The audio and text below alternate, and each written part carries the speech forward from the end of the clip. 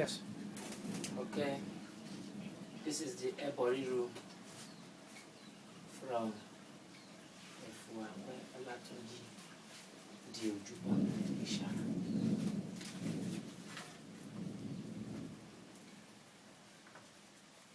Well, depend on what if I may take any animal, fowl, pigeon, a dog for the sacrifice. Whatever if I take is what I'm going to use for the sacrifice. To practice it, like using this path. To start, you take this path, you pray on it. After pray on it, put it here. Then we start.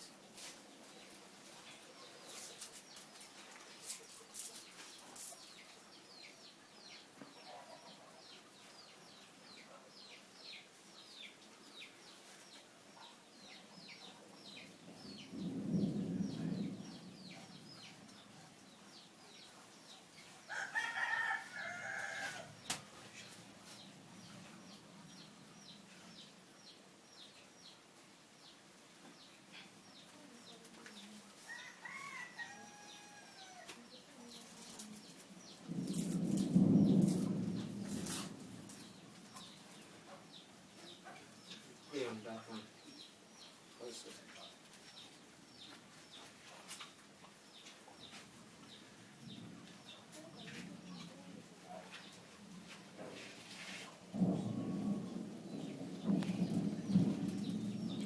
To Ọlọ́run òkè bá, Ọlọ́run odò bá, ìyá yé bá, bàbá yé bá, olórí jí bá, ọ̀nà bọ́lá orí bá, àti ẹjọ́ bá, àti ọwọ́ bá, bàálù márùn-ún, ibò ojú ọ̀nà mẹ́fà, ibà súrẹ́pà àgíjàn, onímọ̀lẹ́gbàmọ́lẹ́bà, ẹ̀yà mogun ibà, bàbá mi bàrẹ̀.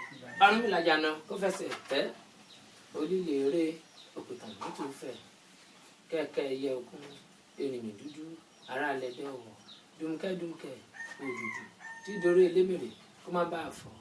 Afẹ́jọ́ egún Ilé-Ifẹ̀ tí máa ń sọ́mọ́ rẹ̀ wá pàkó, òrìṣà kájé kò gbé ní tì, kò lání tì. Aláwòrò tí sábà orímọ̀ tí máa wẹ̀wù nẹ̀nẹ̀, ikú dúdú àtẹ̀wọ́, ọ̀rọ̀ ajépo má pọ̀n. Ó sán kẹlẹ̀kú làgbóró ọ̀pẹ̀ igi ìràdà. Ọmọ nírẹ́, ọmọ nìrẹ̀, ọmọ kèrègbèjá nìrẹ́nìrẹ̀, ọmọ ṣáká bí àbọ̀ ẹ̀yìn. Ìkan náà wọ́ wọn ò jẹ́ kò họra torí bí abẹ ní í ṣe. Ará Adó Ẹ̀wì, ará Àtàgbẹ̀wì, ará Ìwọ̀n Ọ̀la, ìbòjúmọ́ rẹ̀ ibi tí mọ́ wá.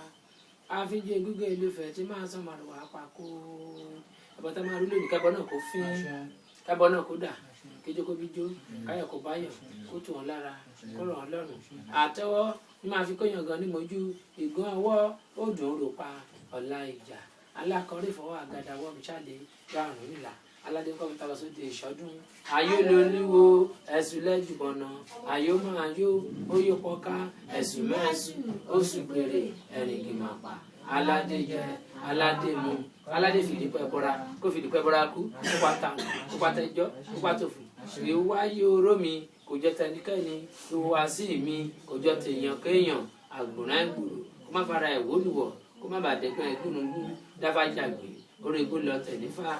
Ẹni bá gbá ọṣẹ́lẹ̀ kàṣà ìgbà òdìdé. Ọ̀fẹ́ ti gẹ́gẹ́ àyàgbé dìde o. Ọ̀fẹ́ ti gẹ́gẹ́. Sókè owó ọmọ àlàáfíà ara kó tó lọ́wọ́ àti lára ara ìlọ́run bọ́nà àfíà bọ́nà àdá ìjàmíjú àyàbáyọ̀. Ọṣẹ ìtura o wà ejò gbé egudabede ọkọ̀nà kò sáwọ́.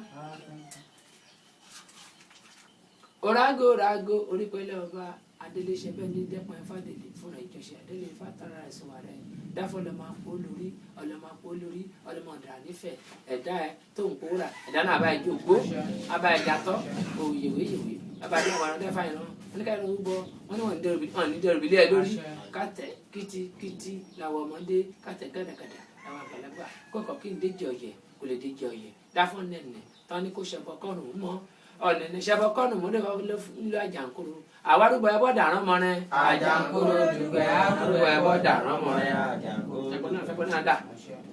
Agbọ́n mi ní wọlé ẹja pàjìbà ní wọlé àparò kò mọ gbòdògbò kálábólé ògùdòtò oróńgbògì mọdàgbògì dáfúlà ìgbọ̀ gẹ́gẹ́ tọmọlẹ̀ láyé tọmọlẹ̀ lálẹ́ dẹ ọ̀run wọlé ọ̀run nínú kíta yóò jọra. àgò gìrìsì wọlé ọ̀run kíta yóò jọra. lọ́rùn àgbo tálẹ̀ ẹgbẹ́ pẹ́ àti lára ara lọ́rùn wájú ká tó àìsàn tọmọ àbúrò bàbá ní ìṣe àfẹ́tẹ́ kó ṣe fẹ́tà ẹ̀rẹ̀pẹ̀tẹ̀ àwọn ti fáwọ́ wọn tó fọwọ́ ẹ̀ kó jọ onífẹ̀yìn wọn gbọ́dọ̀ tó bá fẹ́ dá gbà. Real neat. Take it to raise your head and chest and put it.